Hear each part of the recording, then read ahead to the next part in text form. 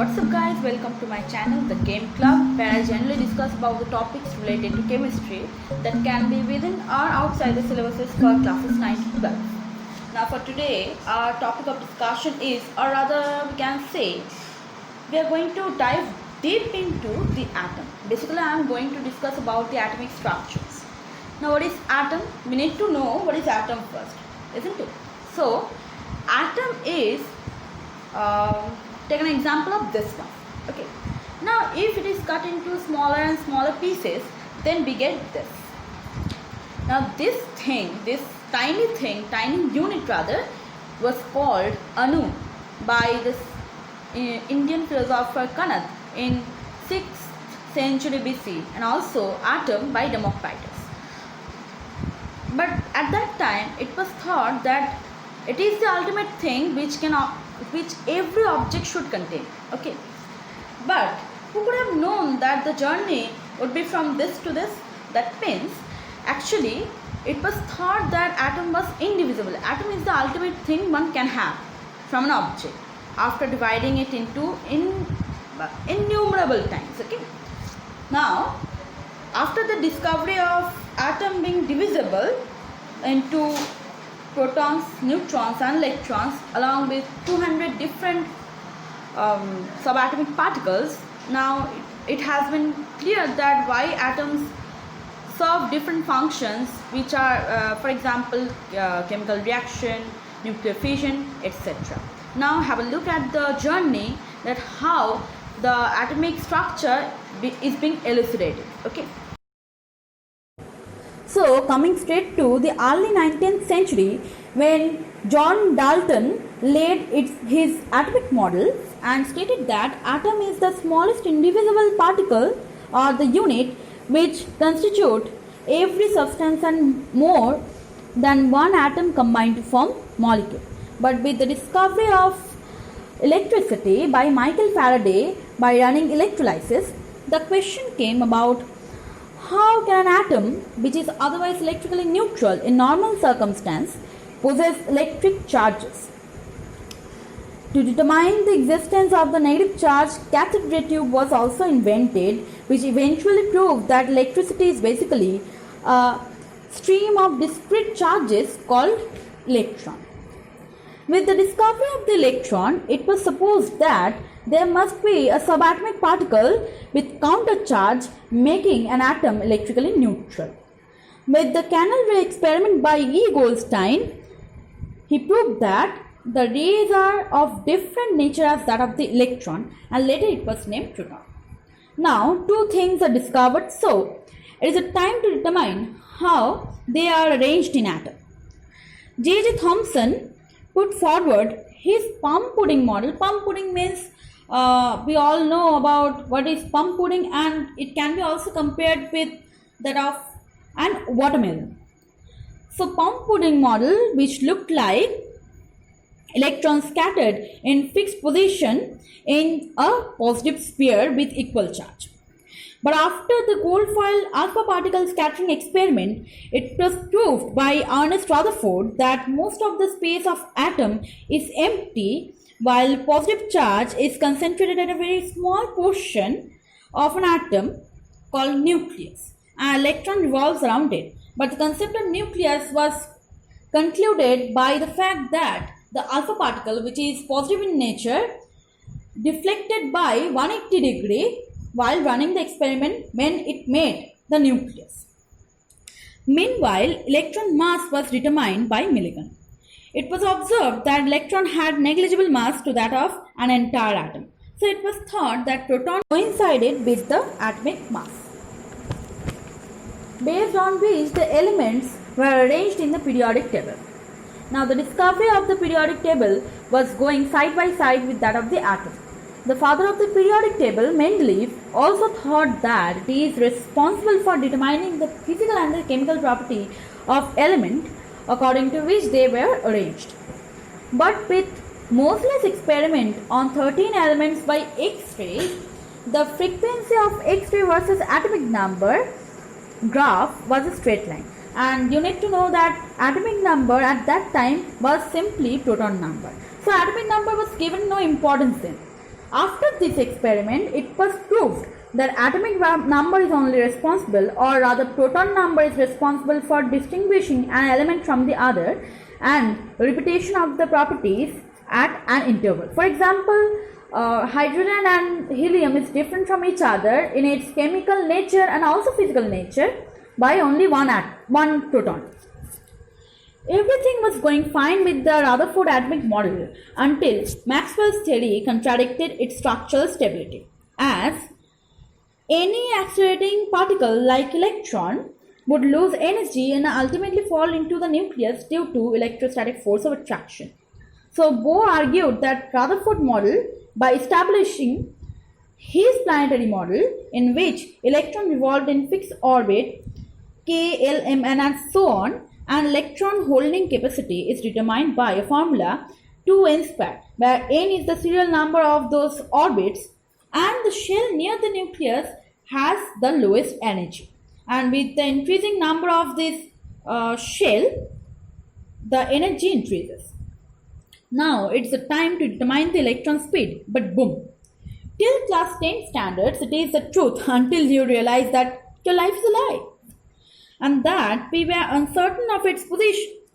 Due to the invention of Einstein equation and wave-particle duality, and that we were uncertain of its position at a point of time, as because the position of such a tiny particle like electron with high speed could not be measured by passing a wave comparable to its size only.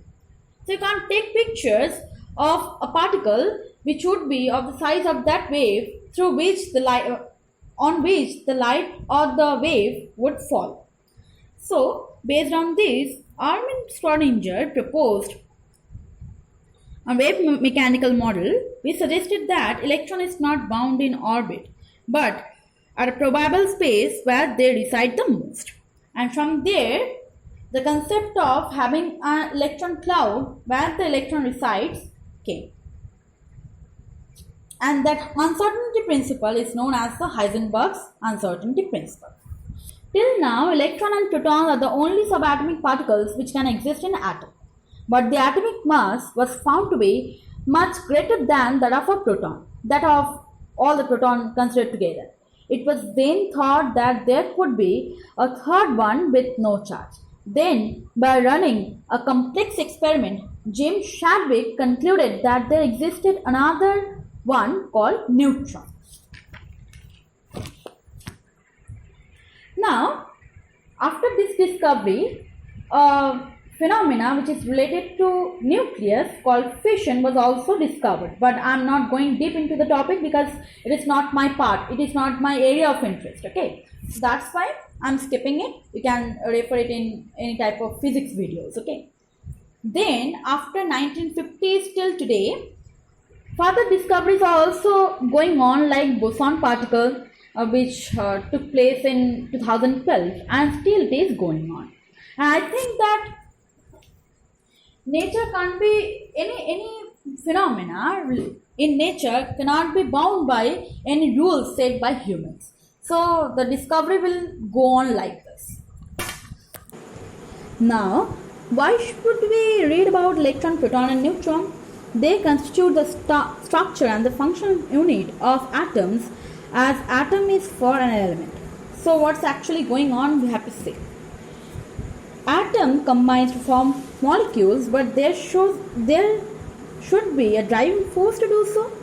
Now this purpose is served by electrons, which can be donated, accepted or shared by two or more atoms to attain their nearest noble gas configuration in its outermost or valence shell. For example, take an example of sodium chloride or common salt, which is formed by donation of sodium atom's electron to the chlorine atom's outermost shell, so that they can attain their nearest noble gas configuration. And for chlorine it is argon, and for sodium it is neon. Now this is called the octet rule, and it goes according to the Bohr's atomic model. In case of hydrogen and helium, the case is a bit different, because the outer shell, or the only shell which it consists of, can contain only 2 electrons. It has the it has the capacity to accept only 2 electrons. So that's why their way of accommodating electrons or their way of achieving stability is called the duplicity. Okay, but same concept is far more different and extended in the modern atomic model, and that is totally for another video. Okay. On the other hand, protons and neutrons exhibit a completely different phenomena called fusion and fission. Now, fusion is a uncommon thing, means it does not occur frequently in nature because it requires a huge amount of temperature. In a controlled process, it is done, and that's not the area of interest for today, as my area is not in case of physics. Okay. Now, in case of protons and neutrons, some terms are there, and we are going to learn about all these things. What is nucleon? Nucleon means proton, when number of protons and neutrons are added together, they give nucleons, and this nucleon is only referred to as mass number. And now this mass number concept is totally different from that of the atomic mass. Atomic mass means the mass of an atom. It is nowadays called relative atomic mass. And what is relative atomic mass? It is given in the video only, screen only. Now, mass number, this concept of mass number generates 3 individual terms, such as isotopes, isobars, and isotopes. Isotopes means the atomic number is same, but the mass numbers are different. For example, hydrogen has 3 forms of isotopes: protium, deuterium, and tritium. And in case of isobars, the atomic numbers are totally different. That means they are totally different different elements. Okay, but their mass numbers are same. For example, in case of calcium and argon, they too form isobars.